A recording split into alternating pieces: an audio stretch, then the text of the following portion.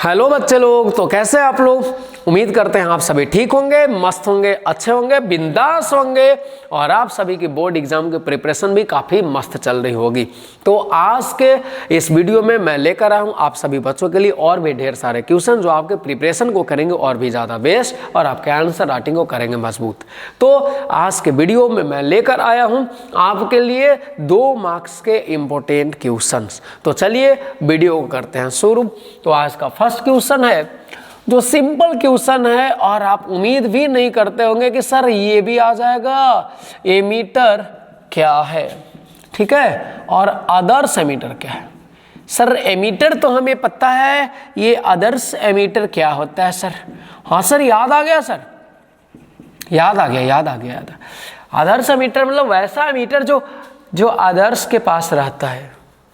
Sir ये आदर्श कौन है सर। तो मेरा दोस्त है सर, मेरा प्यारा सा दोस्त है। तो देखो एमीटर क्या है और आदर्श एमीटर क्या है। तो सबसे पहले तो आपको लिखना है, देखो एमीटर एक ऐसा विद्युतीय यंत्र है, आप तो जानते ही हैं। एमीटर एक ऐसा विद्युतीय यंत्र है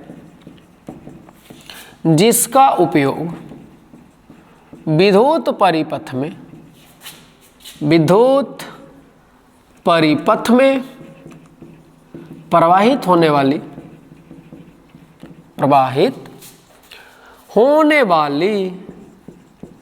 धारा के मान को मापने के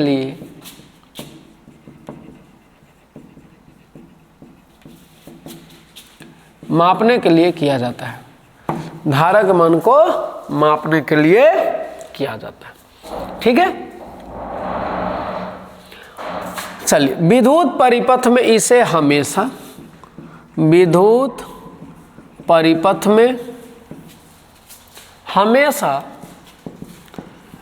इसे श्रेणी क्रम में जोड़ा जाता है। हमेशा इसे श्रेणी क्रम में जोड़ा जाता है, ठीक है। इसे कहाँ जोड़ा जाता है, श्रेणी क्रम में जोड़ा जाता है।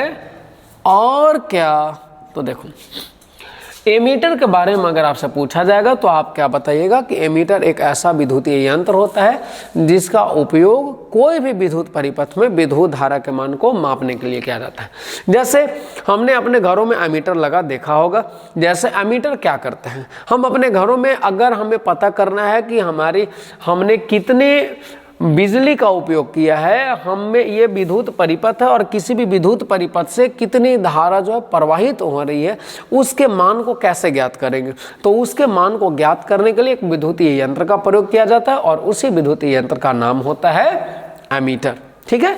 चलिए एमीटर जो होता है उसे हमेशा विद्युत परिपथ के श्रेणी क्रम में जोड़ा जाता है। अब क्यों जोड़ा जाता है बच्चा लोग, तो देखो क्यों जोड़ा जाता है, ताकि इससे होकर कुल धारा प्रवाहित हो सके। इससे होकर कुल धारा प्रवाहित हो सके। अगर कुल धारा प्रवाहित नहीं होगा तो धारा के मान को यह मापेगा कैसे कि हमारे अंदर में कितना विद्युत धारा जो है विद्युत परिपथ से प्रवाहित हो रहा है। नहीं समझ में आया, चलिए मैं क्लियर कर रहा हूँ। एमीटर का प्रतिरोध क्या होना चाहिए, एक अच्छा एमीटर जो है, एमीटर का प्रतिरोध क्या होना चाहिए, कम होता है। एमीटर का प्रतिरोध क्या होता है, कम होता है। तो आइए मैं सारे कहानी को मैं बता रहा हूँ। ये मैंने क्या किया, ये मैंने एक विद्युत परिपथ बनाया। सर ऐसा विद्युत परिपथ मैंने अभी तक नहीं देखा था। लो देख लो, ये मैंने प्रतिरोध लगाई, इस प्रतिरोध का नाम मैंने दिया R और यहाँ पे एक बैटरी लगाया मैंने प्लस माइनस, ये विद्युत भागफल E वाला है बैटरी। यहाँ पर विद्युत धारा प्रवाहित हो रही है I और इस विद्युत धारा के मान को मापने के लिए इस विद्युत परिपथ में मैंने एक यंत्र रखा है और इसी यंत्र का नाम है एमीटर। ये क्या करता है, विद्युत धारा के मान को मापता है, ठीक है बच्चे लोग। तो बात आती है कि ये एमीटर जो है वो श्रेणी क्रम में ही क्यों जोड़ा जाता है, ठीक है। तो बात ये है कि श्रेणी क्रम एमीटर जो है श्रेणी क्रम में जोड़ा जाता है क्यों, इसका क्या वजह है। तो बताओ एमीटर का यूज हम लोग करते क्यों हैं। एमीटर का यूज किया जाता है विद्युत धारा के मान को मापने के लिए। तो अगर इसे श्रेणी क्रम में न जोड़ करके मान लिया जाए, देखो अगर इस एमीटर को हम लोग क्या करते हैं, श्रेणी क्रम में नहीं जोड़ करके अगर इसे समांतर क्रम में जोड़ा जाए, देखो इससे आई धारा प्रवाहित हो रही है, मैंने क्या किया, एक समांतर क्रम में हमने क्या किया, एक समांतर क्रम में एक एमीटर लगा दी यहाँ पे, ठीक है। तो इससे करंट क्या होगा, I1 करंट फ्लो करेगा, इससे करंट चला गया I2 करंट। मतलब ये जो I करंट आ रहा है वो दो पार्ट में बढ़ चुका है, एक I1 करंट में, दूसरी जो करंट हुई I2 करंट, दोनों मिलके फिर से करंट I हो गया और I करंट फ्लो कर रहा है। तो एक बात बताओ बच्चे लोग कि जैसे ही मैंने यहाँ पर I करंट फ्लो कराई तो ये I करंट कहाँ चला गया, इधर I1 गया और I2 गया। तो बताओ एमीटर के समझ में कौन सी बात आएगी, एमीटर किस करंट को समझेगा, जो करंट इससे अंदर से पास करेगा, जो करंट एमीटर में इंटर करेगा, प्रवेश करेगा। तो एमीटर जो है कितने धारा के मान को बताएगा, I1 धारा के मान को बताएगा। यही होगा ना आपका जवाब। क्यों? क्योंकि सर इससे I1 करंट ही पास कर रहा है, तो ये बताएगा कि हाँ मेरे अंदर से I1 करंट पास हुआ है, इसलिए इलेक्ट्रिक सर्किट में करंट का मान जो है ये वाला सर्किट में I1 होगा, ठीक है। लेकिन बात बताओ, क्या अगर सच बात क्या है, क्या इलेक्ट्रिक सर्किट में फ्लो करने वाला करंट I1 था? आपका जवाब होगा नहीं। क्यों? इलेक्ट्रिक सर्किट में I करंट फ्लो हो रहा है, लेकिन आपको ये जो एमीटर लगानी थी वो सही जगह पे लगानी थी, लेकिन आपने क्या कर दिया, एक ऐसे साइड में लगा दिया जहां से सिर्फ I1 करंट फ्लो कर रहा है। तो एमीटर जो है हमारी वो सिर्फ I1 करंट को ही, I1 धारा को ही बता रहा है।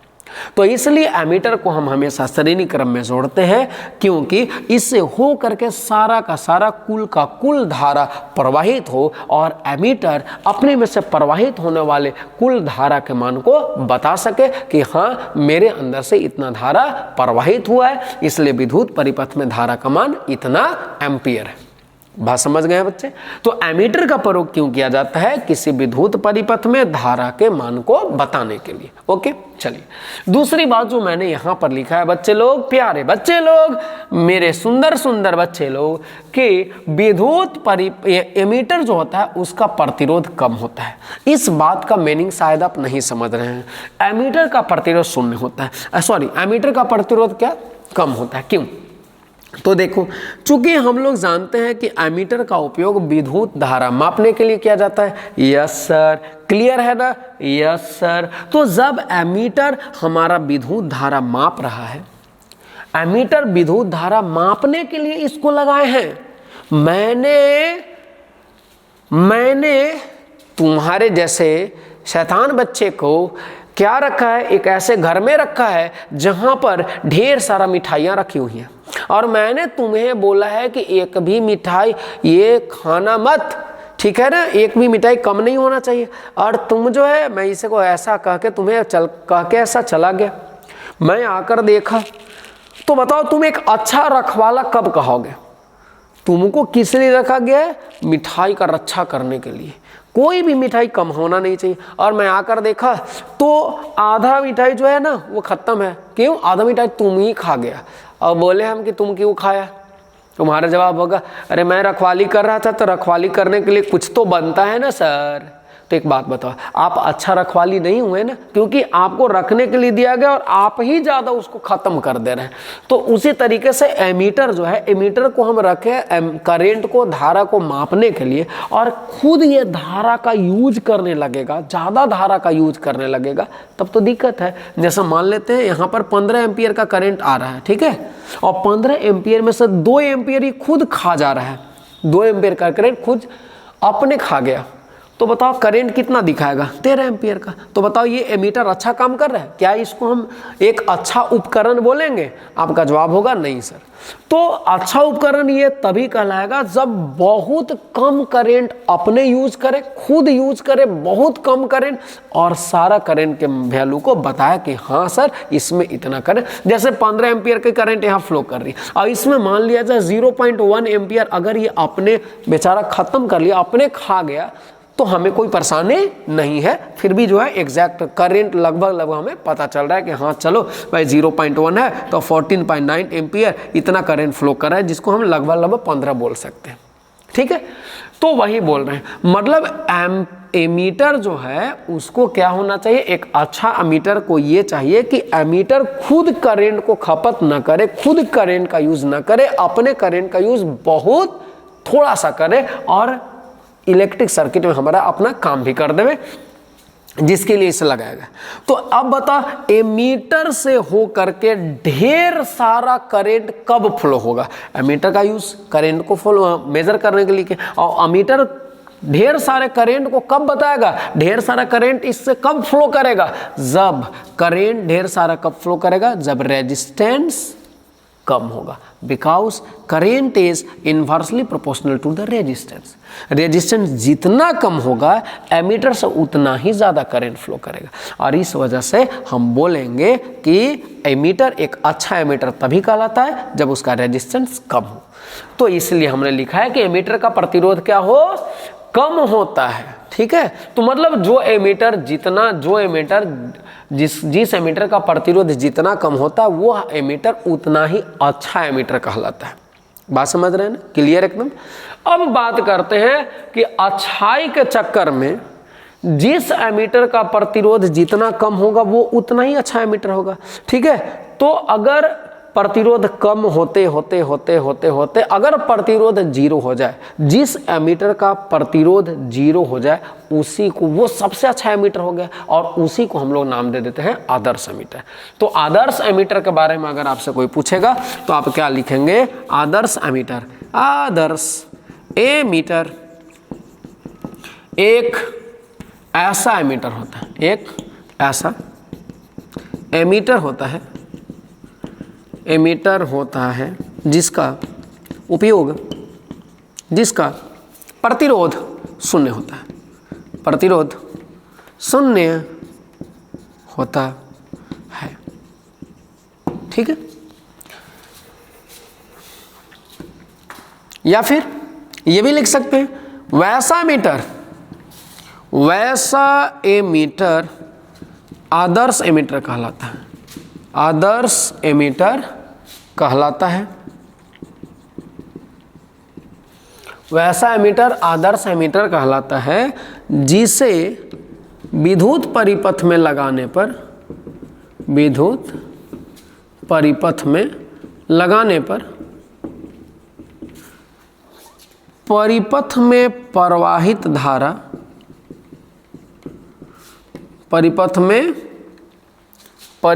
में प्रवाहित धारा का मान में परिवर्तन न हो या मान न बदले।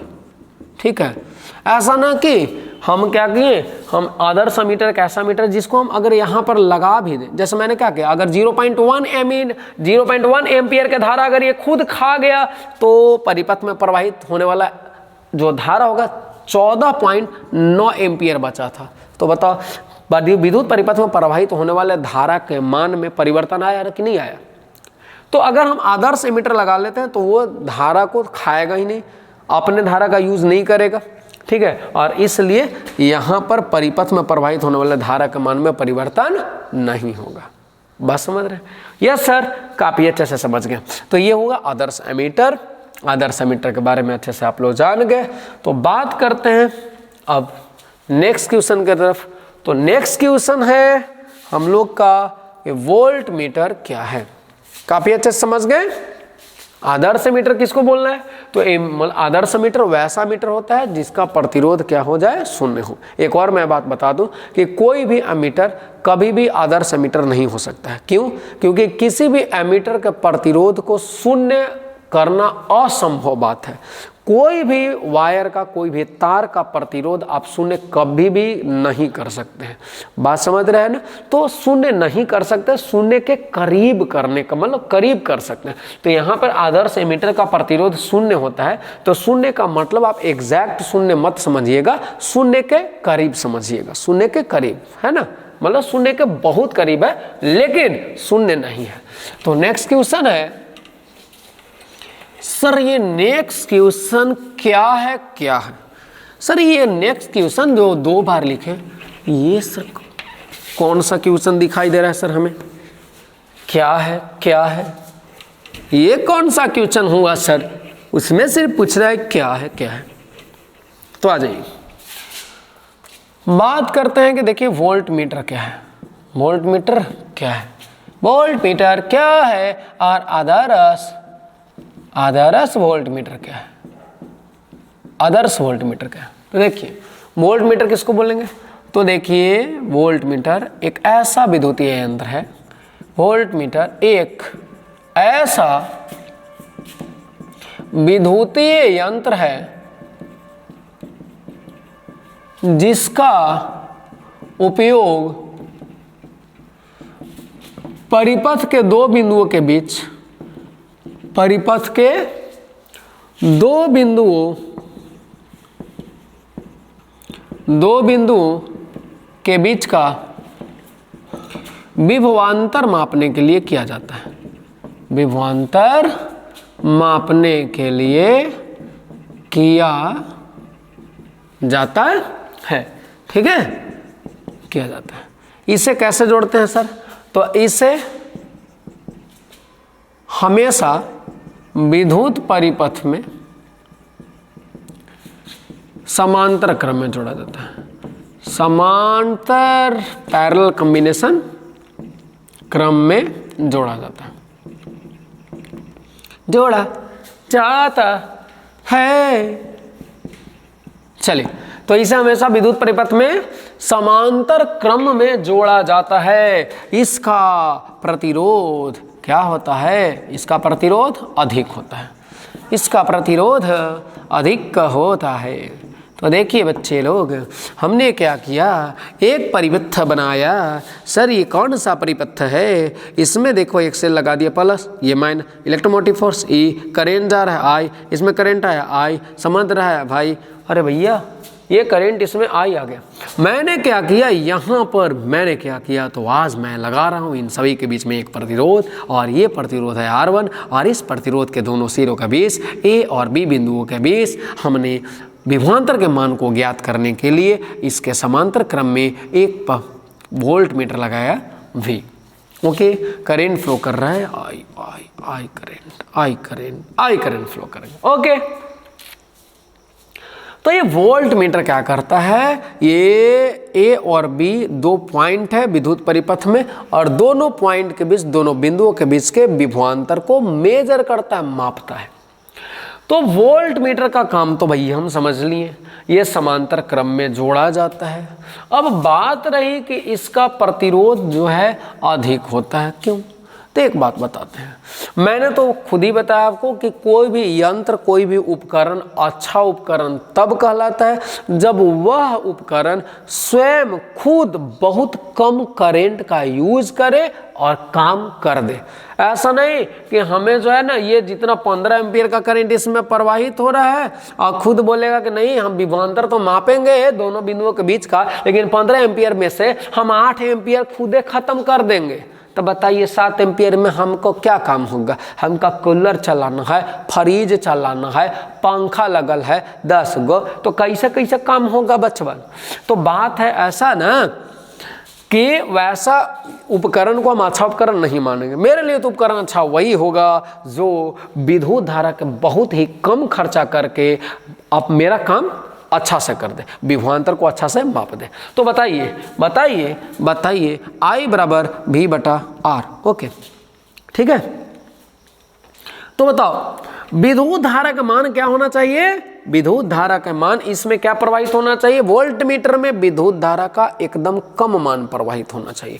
और विद्युत धारा का मान कम कब होगा? कम तब होगा जब रेजिस्टेंस का मान, प्रतिरोध का मान बहुत ज़्यादा अधिक होगा। क्यों सर, ऐसा क्यों? प्रतिरोध का मान अधिक होगा तो धारा का मान कम होगा। यस, बिकॉज ना विद्युत धारा ये जो है इन्वर्सली प्रोपोर्शनल है, विद्युत कर्मानुपाती होता है प्रतिरोध के। तो अगर हम प्रतिरोध के मान को, अगर हम विद्युत धारा के मान को अगर कम करना चाहते हैं, इससे प्रभावित होने वाला विद्युत धारा अत्यंत कम होगा, तो प्रतिरोध का मान ज्यादा होगा। बात समझ में आ गया? यस सर, क्लियर हो गया सर। तो इसलिए जो विभवांतर होता, ये जो वोल्ट मीटर होता है उसका प्रतिरोध अधिक होता है। समझ में आया? Yes sir. तो एक बात बता दूं मैं आपको कि विभवांतर, ये जो वोल्ट मीटर होता है उसका प्रतिरोध अधिक होता है। मतलब जो वोल्ट मीटर है, जिस वोल्ट मीटर का प्रतिरोध जितना ज़्यादा रहे वो वोल्ट मीटर उतना ही अच्छा वोल्ट मीटर कहा जाएगा। जिस वोल्ट मीटर का प्रतिरोध जितना ज़्यादा रहेगा वह वोल्ट मीटर उतना ही ज़्यादा अच्छा वोल्ट मीटर कहलाएगा। तो चलिए, प्रतिरोध ज़्यादा किए वोल्ट मीटर अच्छा होगा, प्रतिरोध और ज़्यादा किए वोल्ट मीटर और अच्छा हुआ, प्रतिरोध और ज़्यादा किए वोल्ट मीटर और अच्छा हुआ। तो प्रतिरोध बढ़ाते बढ़ाते बढ़ाते बढ़ाते बढ़ाते बढ़ाते अनंत कर दीजिए। तो जब अनंत प्रतिरोध हो जाएगा, प्रतिरोध अनंत हो गया, तो वोल्ट मीटर अच्छा होते होते बहुत अच्छा होगा, बहुत अच्छा होते होते आदर्श वोल्ट मीटर हो जाएगा। तो आपसे अगर पूछा जाएगा कि आदर्श वोल्ट मीटर क्या है, तो आप जवाब दीजिएगा कि एक वैसा वोल्ट मीटर आदर्श वोल्ट मीटर कहलाता है जिसका प्रतिरोध अनंत होता है। अनंत कहने का मतलब देखो एग्जैक्टली कभी भी अनंत हो नहीं सकता है। अनंत कहने का मतलब बहुत ज्यादा अधिक हो। Okay sir. तो आदर्श वोल्ट मीटर वैसा वोल्ट मीटर होता है, वैसा वोल्ट मीटर होता है। आदर्श वोल्ट मीटर वैसा वोल्ट मीटर होता है जिसका प्रतिरोध अनंत होता है, जिसका प्रतिरोध अनंत होता है। ओके ना? Okay sir. चलिए, तो इसे नोट कर ले। तो नेक्स्ट क्वेश्चन की तरफ हम लोग चलेंगे। ये था क्वेश्चन नंबर 2।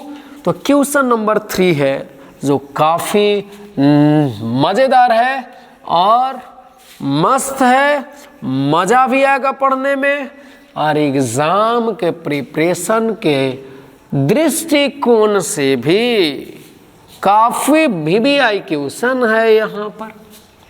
तो आ जाइए। तो चलिए स्टार्ट करते हैं आज का नेक्स्ट क्वेश्चन नंबर 3। तो क्वेश्चन नंबर 3 कहता क्या है? क्वेश्चन नंबर 3 है विद्युत चुंबकीय प्रेरण क्या? व्हाट इज विद्युत चुंबकीय प्रेरण?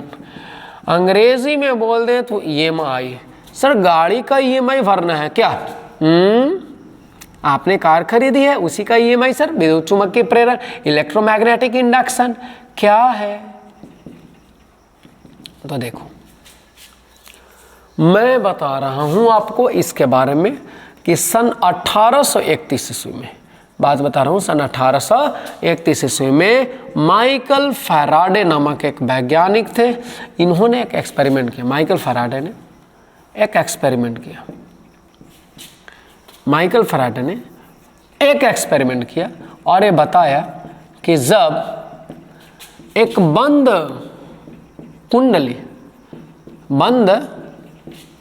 कुंडली और चुंबक के बीच में आपेक्षिक गति कराई जाती है, आपेक्षिक गति कराई जाती है तो कुंडली में विद्युत वाहक बल, विवा बल मतलब समझना, विद्युत वाहक बल तथा विद्युत धारा प्रेरित होती है। इस घटना को ही विद्युत चुंबकीय प्रेरण कहते हैं। विद्युत चुंबकीय प्रेरण कहते हैं। ठीक है? ओके। इस घटना को हम लोग क्या बोलते हैं? विद्युत चुंबकीय प्रेरण कहते हैं। विद्युत चुंबकीय प्रेरण में, ठीक है, विद्युत चुंबकीय प्रेरण में, विद्युत चुंबकीय प्रेरण की घटना में जो उत्पन्न विद्युत वाहक बल होता है, विवा बल, उसे प्रेरित विद्युत वाहक बल तथा उत्पन्न धारा को प्रेरित धारा कहा जाता है। प्रेरित धारा कहा जाता है। बात समझ गए? तो चलिए, ये तो डिफिनेशन मैंने बता दिया। 2 मार्क्स के क्वेश्चन है, ये ज़्यादा डिफिनेशन, काफ़ी ज़्यादा डिफिनेशन है। तो बात चलिए समझने की आती है कि आखिर है क्या विद्युत चुंबकीय प्रेरण। ठीक है, आइए। तो माइकल फैराडे नामक एक वैज्ञानिक थे, उन्होंने क्या किया, सन 1831 ईस्वी में एक बहुत ही मज़ेदार प्रयोग किया, काफ़ी ज़्यादा हैंडसम प्रयोग किया, जो हमें काफ़ी मस्त जानकारी दी, मस्त नॉलेज प्रोवाइड किया। वो क्या, इन्होंने बताया कि जब एक कुंडली है, धातु का तार का कोई भी कुंडली ले लीजिए, चाहे तांबे की तार की कुंडली हो, चाहे लोहे की तार की कुंडली हो, या फिर जन्म कुंडली हो। अरे बच्चा, जन्म कुंडली नहीं हो सर, ये जन्म कुंडली की बात कहाँ से ला दी आप सर? तो चलिए, हम क्या कर रहे हैं, यहाँ पर एक क्या लगा दिया, मैंने एक गैल्वेनोमीटर लगा दिया। क्यों बच्चे लोग? गैल्वेनोमीटर मैं इसलिए लगाया हूँ ताकि ये गैल्वेनोमीटर का नीडल है, सुई है, ठीक है, जो अभी 0 पर है। गैल्वेनोमीटर क्या करता है, जैसे इसमें थोड़ा सा भी करंट आएगा तो ये क्या करेगा, इसमें गैल्वेनोमीटर में विक्षेप उत्पन्न हो जाएगा। जैसे इसमें थोड़ा सा भी करंट आएगा, हल्का सा भी, इतनी सा भी करंट अगर आया तो इसमें क्या आएगा, विक्षेप उत्पन्न हो जाएगा। तो माइकल फैराडे ने एक एक्सपेरिमेंट किया। एक्सपेरिमेंट में जानते हो उन्होंने क्या किया, एक चुंबक लिया। उन्होंने क्या लिया, एक चुंबक लिया, और एक चुंबक लेकर के उसे पकड़ा, और पकड़ करके इसके बीच में, इसके नज़दीक लाया, दूर ले गया, नज़दीक लाया, दूर ले गया, नज़दीक लाया, दूर ले गया, नज़दीक लाया, एकदम झुम झुम झुम झुम झुम, स्पीड एकदम।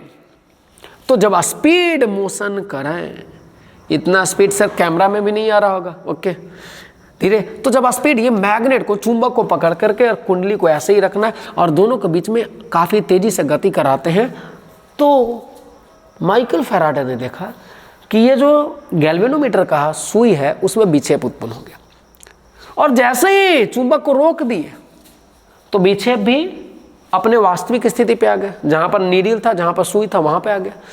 तो उनको डाउट हुआ, वो सोचने लगे आखिर ऐसा क्या हुआ भाई, क्यों ऐसा हुआ।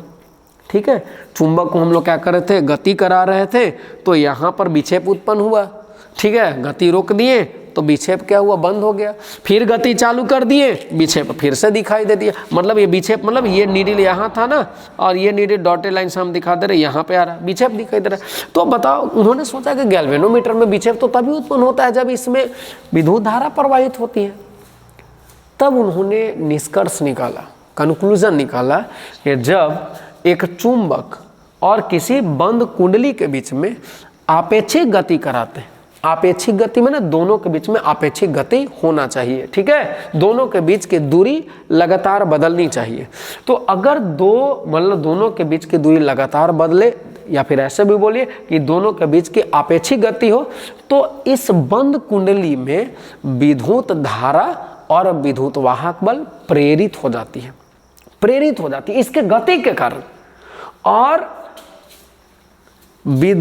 इस चुंबक एवं कुंडली के आपेक्षिक गति के कारण जो यहाँ विद्युत वाहक बल प्रेरित हो रही है, विद्युत धारा प्रेरित हो रही है, इसी विद्युत वाहक बल और विद्युत धारा के प्रेरित होने के घटना को ही बोलते हैं विद्युत चुंबकीय प्रेरण। ठीक है ना, मतलब कि अगर क्या चुंबक और कुंडली के बीच आपेक्षिक गति कराने के फलस्वरूप इस बंद कुंडली में विद्युत वाहक बल तथा विद्युत धारा प्रेरित होने के घटना को विद्युत चुंबकीय प्रेरण कहते हैं। इस घटना का खोज सर्वप्रथम किसने किया, तो सर्वप्रथम माइकल फैराडे ने सन 1831 ईस्वी में किया था। बात समझ में आया? तो जी सर, बिल्कुल अच्छे से समझ में आ गया। तो चलिए बात को लेकर के आगे चलते हैं। ठीक है, तो ये 2 मार्क्स में काफ़ी अच्छा क्वेश्चन है, विव्यय क्वेश्चन है। तो चलिए, वास्तव में होता क्या है, तो देखो मैं आपको थोड़ा सा यहीं पर बताना चाहता हूँ। देखो, चुंबक का क्या होता है, चुंबकीय क्षेत्र होता है। चुंबक का क्या होता है, चुंबकीय क्षेत्र होता है। ये चुंबकीय क्षेत्र रेखाएं जो होती हैं निकलती हैं ऐसे ऐसे ऐसे ऐसे ऐसे ऐसे जाती हैं। ठीक है, कुछ चुंबकीय क्षेत्र रेखाएं सामने से भी जाती हैं, ओके ना। ठीक है, तो एक बात बताओ बच्चा लोग, आखिर क्यों होता है ऐसा कि चुंबक और इसके बीच में आपेक्षिक गति होता है, तो इसमें विद्युत धारा प्रवाहित क्यों हुआ?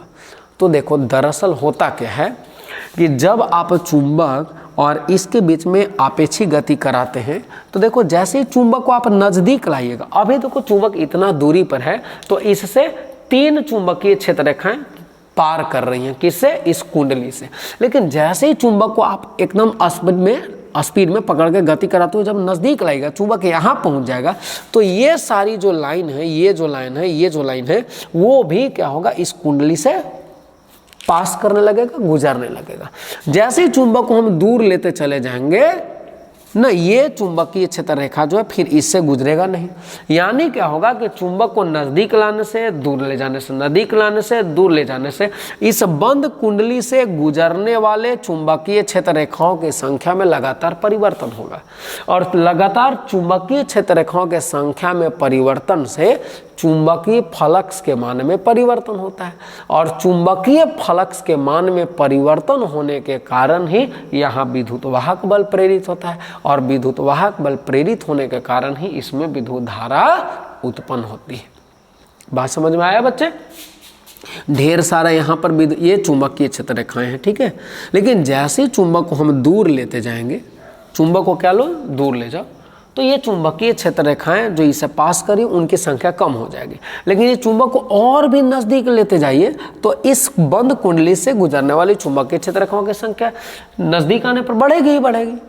तो चुंबकीय क्षेत्र रेखा, जब चुंबक को नज़दीक ला रहे हैं, दूर ले जा रहे हैं, नज़दीक और दूर ले जा रहे हैं, तो ऐसे करने में इस बंद कुंडली से पास करने वाली, गुजरने वाली चुंबकीय क्षेत्र रेखाओं की संख्या में क्या होती है?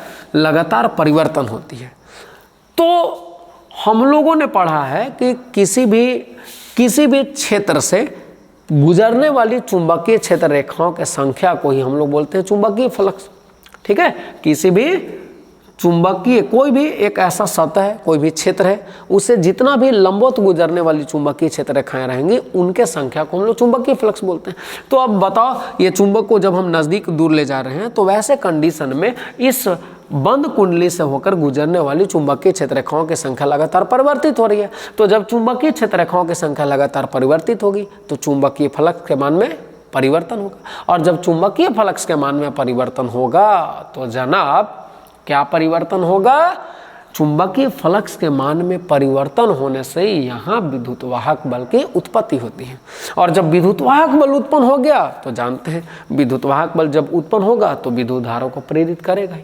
तो इसी वजह से ये जो कुंडली है, बंद कुंडली, उसमें विद्युत धारा और विद्युत वाहक बल प्रेरित हो जाती है, और इस घटना को ही क्या बोला जाता है? विद्युत चुंबकीय प्रेरण बोला जाता है, ठीक है।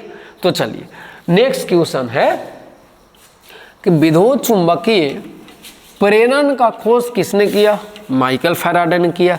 कब किया? 1831 ईस्वी में किया। क्या क्या बताया? तो माइकल फैराडे ने बताया कि जब एक बंद कुंडली और किसी भी चुंबक के बीच में आपेक्षिक गति कराई जाती है, तो बंद कुंडली में विद्युत वाहक बल तथा विद्युत धारा प्रेरित हो जाती है, और वो तब तक प्रेरित रहती है जब तक कि चुंबक गति करते रहता है। चुंबक की गति को रोक दिया जाएगा तो विद्युत वाहक बल और प्रेरित धारा का मान भी शून्य हो जाएगा, ठीक है। तो चलिए, विद्युत वाहक बल, यहां पर एक बात है, माइकल फैराडे ने, अगला सवाल है क्वेश्चन नंबर 4, ठीक है। तो विद्युत चुंबकीय प्रेरण से संबंधित, विद्युत चुंबकीय प्रेरण से संबंधित, प्रेरण से, विद्युत चुंबकीय प्रेरण से संबंधित फैराडे के नियमों को लिखें, फैराडे के नियमों को लिखें, ठीक है। यहाँ पर मतलब देखिए, माइकल फैराडे ने जब 1831 ईस्वी में विद्युत चुंबकीय प्रेरण के घटना का उल्लेख किया, घटना के बारे में बताया, तो उन्होंने तो ये सारी बातें बता दी कि कुंडली में और चुंबक के बीच आपेक्षिक गति कराते हैं, तो उस कुंडली में विद्युत वाहक बल और विद्युत धारा प्रेरित होती है। लेकिन समस्या ये है कि ठीक है, विद्युत वाहक बल प्रेरित होती है, तो कितनी विद्युत वाहक बल प्रेरित होती है, और अगर विद्युत वाहक बल प्रेरित होती है, कितनी प्रेरित होती है, हम जान भी जाएं तो उसे निकालेंगे कैसे? तो इसके लिए उन्होंने क्या बताया? एक नियम बताया था, और उसी को बोला जाता है फैराडे का, विद्युत चुंबकीय प्रेरण का फैराडे का नियम। तो इस नियम में उन्होंने दो बातें बताई। तो पहला जो बात है, मतलब यहाँ पर विद्युत चुंबकीय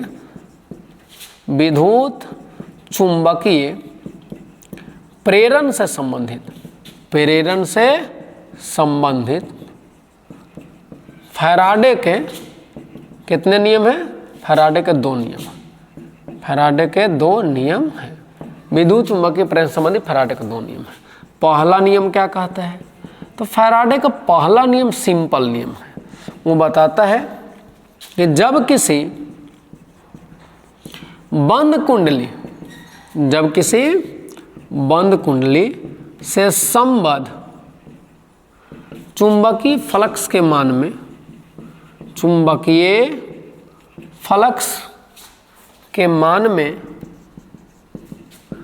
परिवर्तन होता है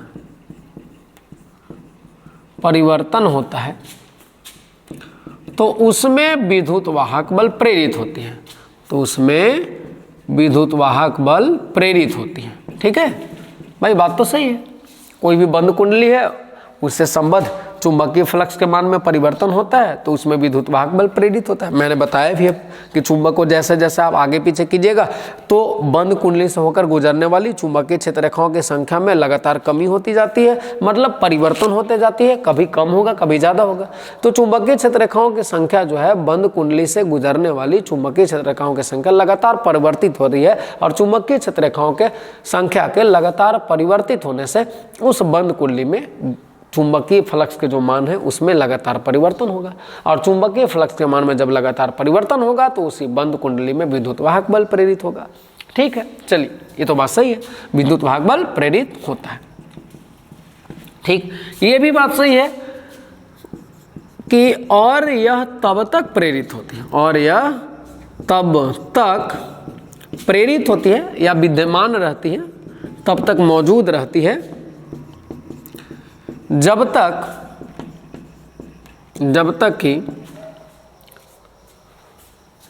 तक कि देखिए किसी बंद कुंडली से संबद्ध चुंबकीय फ्लक्स के मान में परिवर्तन होता है तो उसमें विद्युत वाहक बल प्रेरित होता है और यह तब तक विद्यमान रहता है, माने प्रेरित विद्युत वाहक बल तब तक उसमें मौजूद रहता है जब तक कि फ्लक्स के मान में परिवर्तन होता रहे। मतलब ये इनडायरेक्टली बोल रहा है परिवर्तन होता रहे। इनडायरेक्टली बोल रहा है कि देखो फ्लक्स के मान में लगातार परिवर्तन कब तक होते रहेगा? जब तक कि चुंबक और कुंडली के बीच में आपेक्षिक गति होता रहेगा। चुंबक क्या है, गति करना बंद कर दिया, रुक गया चुंबक, तो बताओ चुंबकीय क्षेत्र रेखाओं की संख्या बदलेगा तो नहीं। अब जब चुंबकीय क्षेत्र रेखाओं की संख्या बदलेगा नहीं तो चुंबकीय फ्लक्स के बदलेगा नहीं और चुंबकीय फ्लक्स के मान में जब बदलाव नहीं आएगा, परिवर्तन नहीं आएगा तो क्या हो जाएगा? प्रेरित विद्युत वाहक बल का मान जो है शून्य हो जाएगा। ठीक है, चलो ये तो पहला नियम बताया। दूसरा नियम उन्होंने क्या बताया? तो दूसरा नियम उन्होंने बताया कि आखिर हमने जाना कि ठीक है भैया, एक बंद कुंडली है और बंद कुंडली के और एक चुंबक के बीच में हम लोग गति कराते हैं तो इसमें विद्युत वाहक बल उत्पन्न होती है। ये मैंने आपको अच्छे समझा दिया और आप अच्छे समझ भी गए। अब बात आती है कि विद्युत वाहक बल इसमें कितना उत्पन्न होगा, विद्युत वाहक बल जो प्रेरित होगी उसकी वैल्यू कितनी होगी, उसकी मान कितना होगा और उस मान को कैसे निकाल लेंगे, उसके लिए क्या फॉर्मूला यूज करेंगे। ठीक है, तो दूसरा नियम उसी से, मतलब दूसरा नियम को आप बोल सकते हैं कि दूसरा नियम उन्होंने विद्युत वाहक बल के मान को ज्ञात करने के लिए दिया। तो इन्होंने बताया कि बंद कुंडली में, ठीक है, बंद कुंडली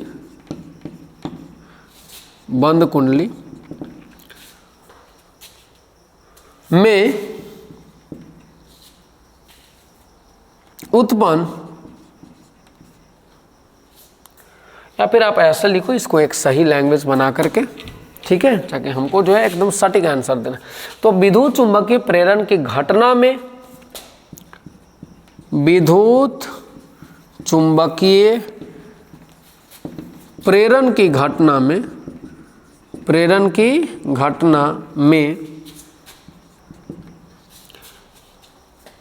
प्रेरित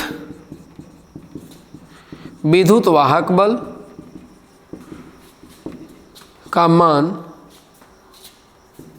प्रेरित विद्युत वाहक बल का मान फ्लक्स के, कौन सा फ्लक्स? चुंबकीय फ्लक्स, ठीक है ना, चुंबकीय फ्लक्स मान चुंबकीय फ्लक्स के परिवर्तन के दर के समानुपाती होता है, दर के समानुपाती होता है। ठीक है, तो चलिए मान लेते हैं कि यहाँ से जब चुंबक को हम गति कराते हैं तो इसमें विद्युत वाहक बल कितना उत्पन्न हो गया, चलो विद्युत वाहक बल E उत्पन्न हो गया।